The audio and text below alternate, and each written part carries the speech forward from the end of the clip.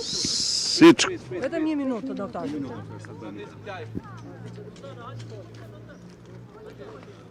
Jemi djema?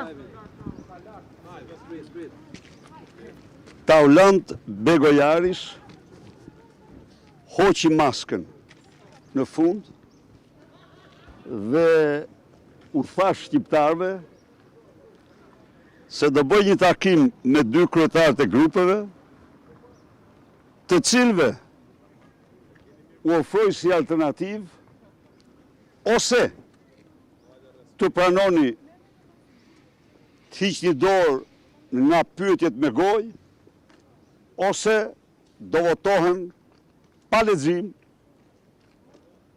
të raporteve dhe të pyetjeve të kryetarëve të drejtuesve të institucioneve të gjyqësisë, të drejtësisë. Çfarë ka në këtë propozim? Në këtë propozim ka skenarin e kyçjes së parlamentit. Nuk ka opozitë në botë që mund të përdor, që mund të pranoj të bëj një pazar të tillë. Qoftë se ti do t'i vesh kyçin, venja që nesër. Opozita nuk heq dorë nga e drejta e saj kushtetuese për pyetje, e cila është absolutisht në çdo sallë parlamentare të botës edhe me gojë, edhe me shkrim, edhe me gojë. Në vitin 2022, 2023, 2024, pyetjet kanë qenë me gojë që të gjitha. Përpara nuk ka patur institucionet drejtësie siç janë sot. Pra, këta kërkojnë të bëjnë një interpretim që u lëvërdis sepse janë në një kompromis, do të thosha krimi me ata që kanë ardhur raportojnë.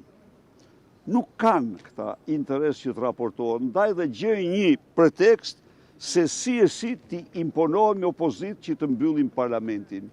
Besoj se është e qartë, po opozitës nuk mund t'i imponosh kur. Po do ishte më mirë të bëheshin pyetje qoftë me shkrim apo mos bëheshin fare? Jo, 1 minutë. Pyetjet ka disa praktika. Në shumë raste pyetje nuk bën fare. S'do të bën pyetje. Deputetët, opozita e gjykon të arsyeshme të mos bëj pyetje dhe kjo ka ndodhur, jo një, por në mënyrë të përsëritur. Pyetjet me shkrim, mendoj se janë një normë për t'i dhënë mundësi të pyeturit që të përgatitet.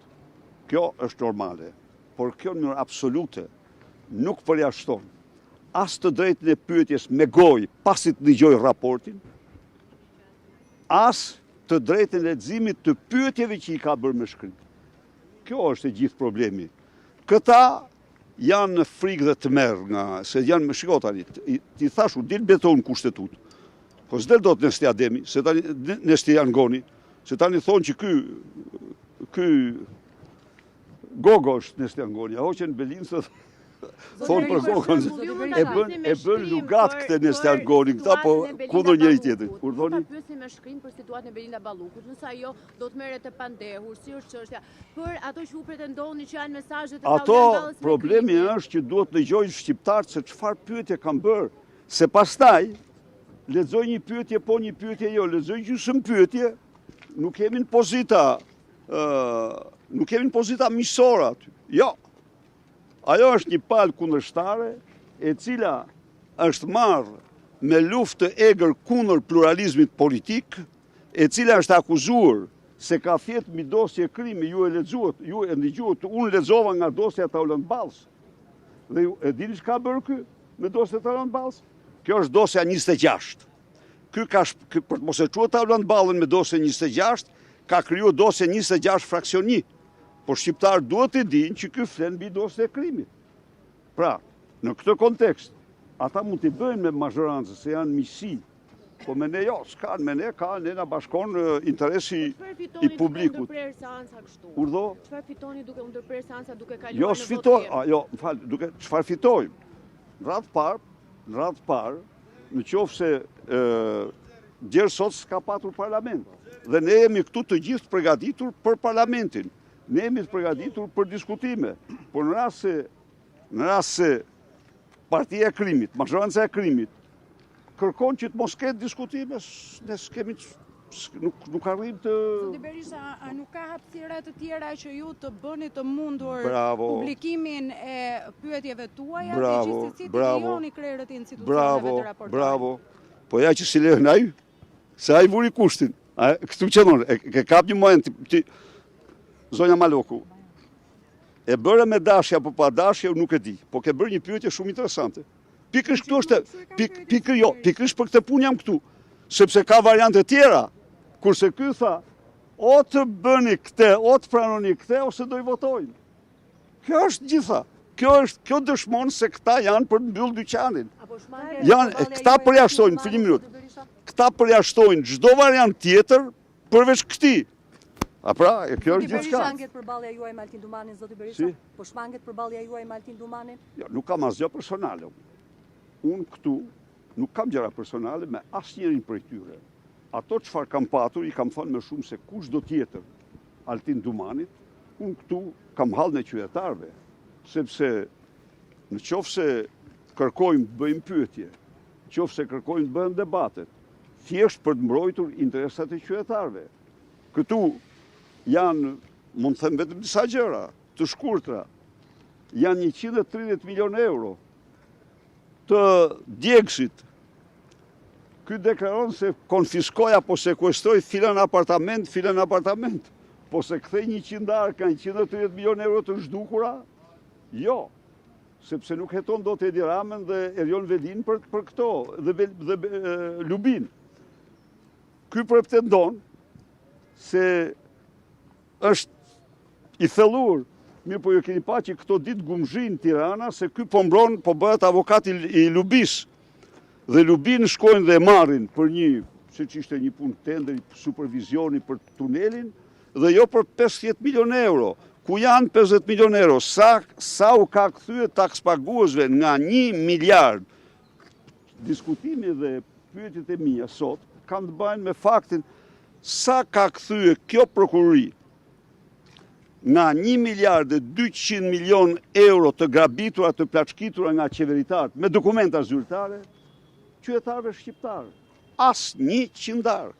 Kjo përbën. Ka dhe një paradoks në Kjo përbën, nuk përbën asgjë qëndrimi, sepse unë atë kam dokumentuar, ky është një armik i pluralizmit, është një mercenar i Edi Ramës, që vitin elektoral sulmon me çdo kusht të opozitën dhe i vën në arrest shtëpi, arrest burg, e vën ndjekje penale drejtuesit kryesor në mënyrë që partia e tij e krimit dhe ai vetë të fitojnë zgjedhjet. Këto janë gjëra të njohura, nuk janë gjëra të panjohura për ata që na dëgjojnë. Të panjohura për ata që na dëgjojnë janë 1 miliard e 200 milion euro të zhdukur nga këta qeveritar, që ky nuk ju ka kthyer 100 darkë qytetarëve shqiptar.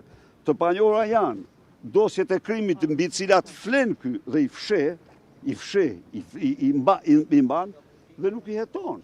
Të panjohura janë konflikti ti interesi. Shikoni, ka në drejtësi, o të rgoj me emra po doni, një gjykatës apo prokuror që është nxjerrë nga sistemi i drejtësisë sepse pinte kafe me një ish dënuar. Është kështu apo jo? Se Muhamet ti edhe i brendshëm ai din këto punë më mirë. Po. Jo dhe ajta. Mirë, dakor. Jam këtu me ty. Mirë, dakor.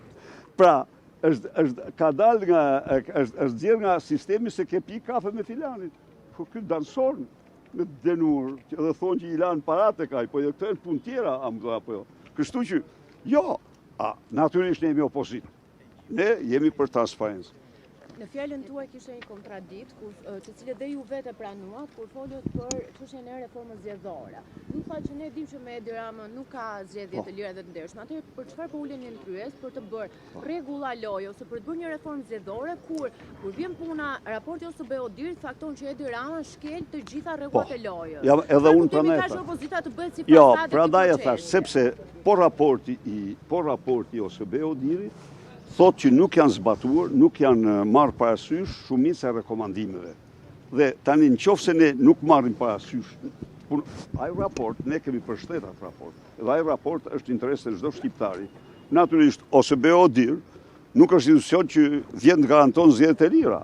Ai të thot ishin apo jo dhe i vëzhgon zgjedhjet. Të jep këshilla dhe orientime se si mund të bëhen më transparente dhe zbatimi atyre orientimeve për ne jemi të gatshëm të zbatojmë. A mendonin për një radikalizim të qëndrimit tuaj në parlament, duke qenë se me sa duket Partia Socialiste do vijojë me skenarin për të vazhduar në votim siç ka ndodhur deri tek Partia Socialiste ka frikë të tmerrshme, deputetët e saj, ministrat e saj kanë frikë të tmerrshme nga vetja e tyre. E morë vesh ju, ku janë mbathi ky, se këtë të shifni, pse shifni ata? A e pa se si u ngrit Pirovengu? U zhduk nga ajo. Po pse? Se ju dizinformoni. Thoni që Rama tha për Belindën që i kam kërkuar dorëheqjen edhe qeveri. Jo, ka qenë për Piron që ta dini ju. Paktën Belindës mos i jepni më rënd. Burimet më të brendshme se sa ne. Po se ku i kam, jo, i keni edhe ju, i keni, po ju libertistë ja shkarkoni gjitha Belindës, edhe mu nuk mirë keq për atë punë. Do ketë protesta ose radikalizim që Absolutisht do ketë protesta, se pa protesta situata vazhdon të degradoj gjithnjë më shumë. Faleminderit. Faleminderit.